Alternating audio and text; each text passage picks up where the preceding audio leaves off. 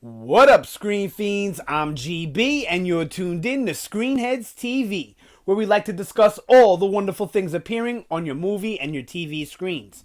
In this episode, I wanted to give my full Season 1 review of FX's Legion. It's the first year it's on, so it was only 8 episodes, another short run. I just did a review on another FX show, Taboo, which was also an 8-episode run. I much prefer the 10 to 12 episode format because I feel like 8 leaves you something to be desired. And then when you do like 16 or some of the networks do like 20 something, it's too much filler in between. So I usually am happy with like 10 to 12. Like Game of Thrones, usually I'm satisfied by the end of the season because they're usually 10 seasons. Upset about this year, though. Only 7 this year. Alright, so, Legion. How would I describe the show? It's difficult to describe without being too spoilery. It's like a psychological thriller, I guess, I would say, as far as genre goes. There's a little bit of horror in there, there's some scary things in it. Nothing like too crazy or too over the top. Not like bloody or gory or anything. It's definitely PG-13. But just some of the imagery can come across as being, scary, horrific in some ways. Alright, so psychological thriller. And the basic story of it is this guy, David, is in a mental hospital. He's believed to be schizophrenic. He sees things that aren't there, multiple personalities, things like that. And very quickly, we find out about David. So this is not really a spoiler. It's a non-spoiler review. So what I'm going to say may seem like a spoiler, but I mean, it's out there pretty quickly, okay? There are people with abilities in this world. I should have started by saying this show is based on a comic book, but very, very loosely based on a comic book. I don't want to turn you off by saying that. It's by no means a superhero show or a show that sticks to the comic, like Walking Dead or like Preacher. Doesn't really stick to the comic, but you get what I'm saying. It's based on a comic only in character, okay? So there are people in this world with abilities, powers, whatever you want to call them, mutants, whatever. And the first 2 episodes are struggling with the idea of, is David crazy? Or is he one of these people that has these powers? And that's pretty much the show, is understanding David, who's the main character, who he is, and whether or not he's crazy or someone who has abilities. Now, there are other people that it's clear that they have abilities all throughout the show. But with David, it's kind of push and pull through most of the show, half of the show, and then you get a clear grasp of whether or not he's someone with powers. Now, there are 2 groups of regular people. One is like a government agency. The other are like the X-Men, but they're not. A group of people with powers who, and both of these groups want David to see if he's really special or if he's just another nut job. Okay. Sounds like a clear-cut show, right? 2 groups out for this one guy who may or may not have abilities.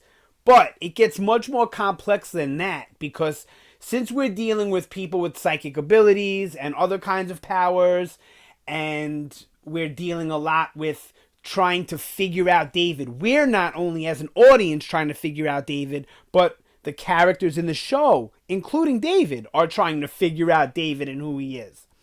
So we spend a lot of time in his head. We spend a lot of time in his memories. We spend a lot of time picking apart his brain. And it gets to a point in the show where you don't know what's real and what's not. And that's the point of the show. So that can sound like a frustrating idea. But because the show is meant to do that, it doesn't come across as frustrating, at least not to me. If you like movies like Inception, Memento, Yeah, a lot of Christopher Nolan stuff, some Coen Brothers stuff, because that's where the humor is kind of very subtle and just comedic undertones, like the Coen Brothers. So if you like the Coen Brothers and you like the Nolan head trippy kind of stuff, like Interstellar and, like I said, Memento and Inception. If you like David Fincher's work, you like Twin Peaks, stuff like that, you'll really like this show. It's really, really head trippy.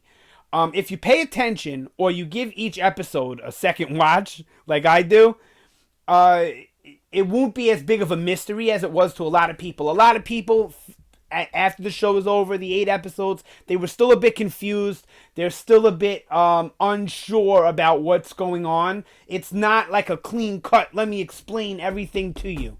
This is a show that you really got to think about. It's very head trippy. If you look at the poster for it, I'll put it, it's in the thumbnail. I'm going to put it on the thumbnail.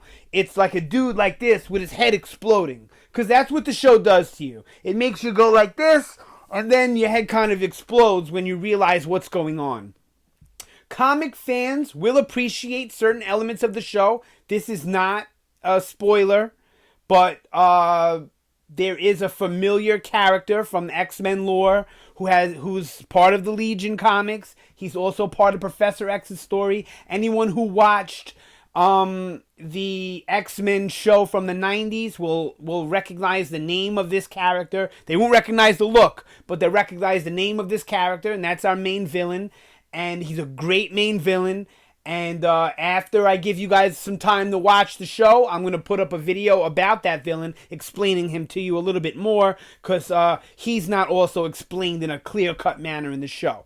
But if you pay attention, if you do rewinds and pausing, if you rewatch every episode, and I know that sounds like a lot of work, but those of you who are TV heads, you're screen fiends, you're into this shit like I am, that's the stuff you do anyway.